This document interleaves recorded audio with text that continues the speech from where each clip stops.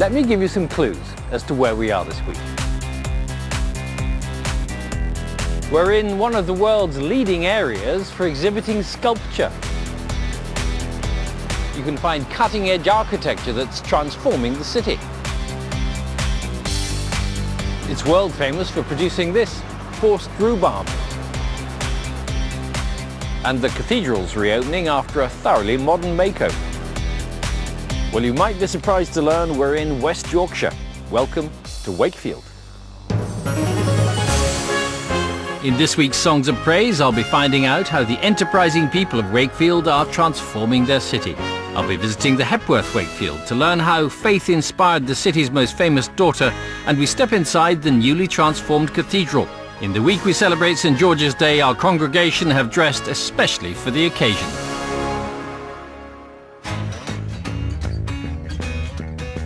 Like many former coal mining areas, Wakefield has been down on its luck in recent years. But all that's changing.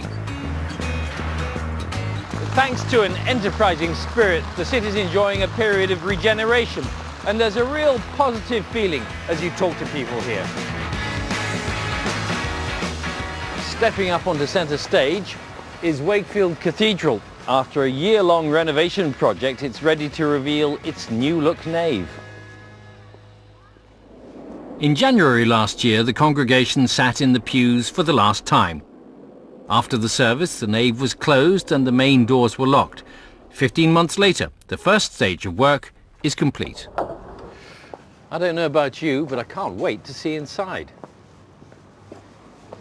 We've been wondering in recent weeks whether the darkness would ever end, but with luck and God's blessing, the light will come.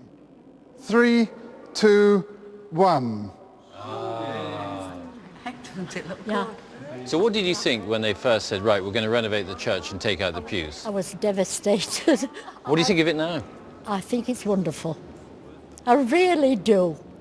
There was a lot of people that didn't like the pews going, but I'm sure they'll have all come to terms with it. Well, it's wonderful to be here at the start of a new era, but to many people, of course, tradition is just as important. Last Tuesday was St. George's Day, and we begin with a hymn written especially for England's patron saint. And to accompany us, we have members of the Carlton Main Frickley Colliery Brass Band, recently crowned Yorkshire champions.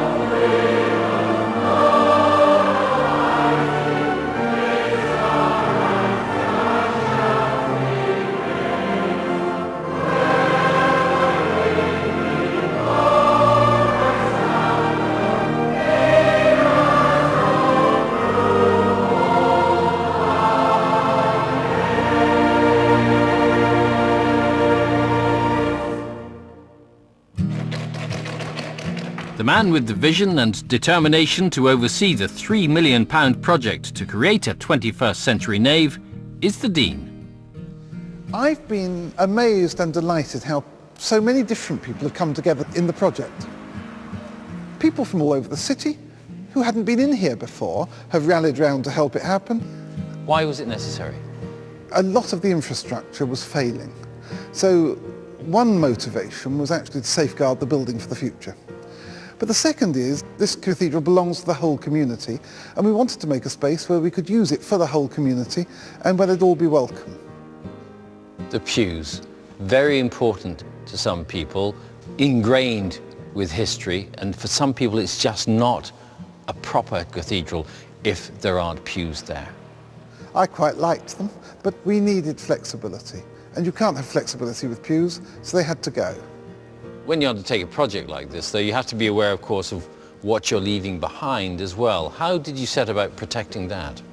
I thought that 2012 is a leap year. We'll have a project 366 days, and we'll try and get a different photographer to come in each day and take a photo. And we did that, and we created a website, and I think it's been a marvellous way of bringing the whole community into the project. Local amateur photographer Mick Wilson had never been inside the cathedral before volunteering. I took 2 photos, I came in twice, and the one I did on the 16th of December, I asked if I could dedicate that to the memory of my great niece, who sadly died at birth in October.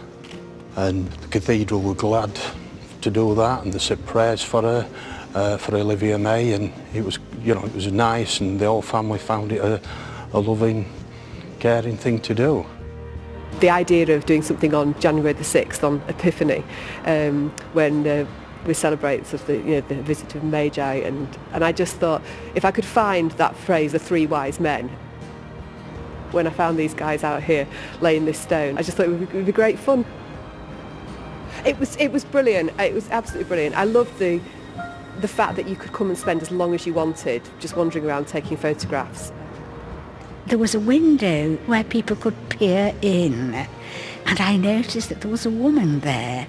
I thought, wow, let's take a photograph of this. I posted it up, I think, on the 366 Days website, which said, peering in.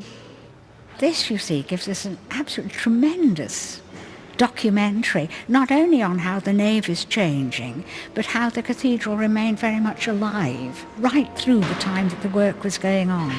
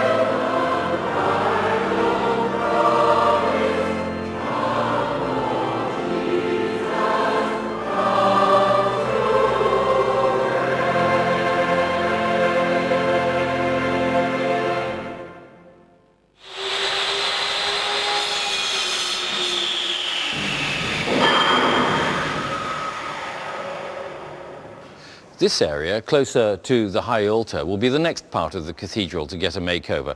And while building work was going on down there in the nave, for services, everybody had to squeeze in here. So among those working hardest to keep things running smoothly are the choir.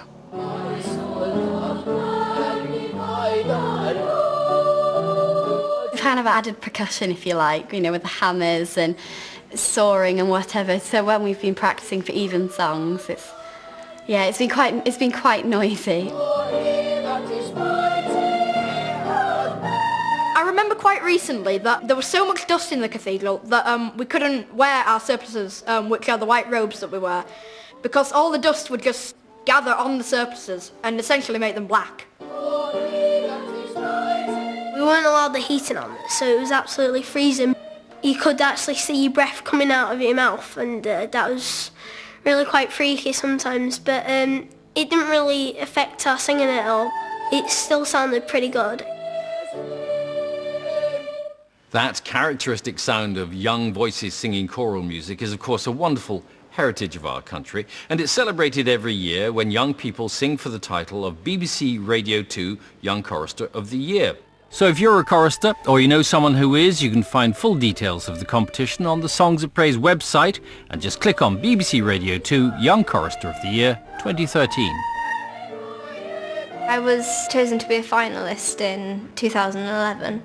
That presented me with a brilliant opportunity to go and sing in St Martin in the Fields in London. I'd recommend, entering for it for anybody, I think, because it was definitely a fantastic experience which I'd love to do again.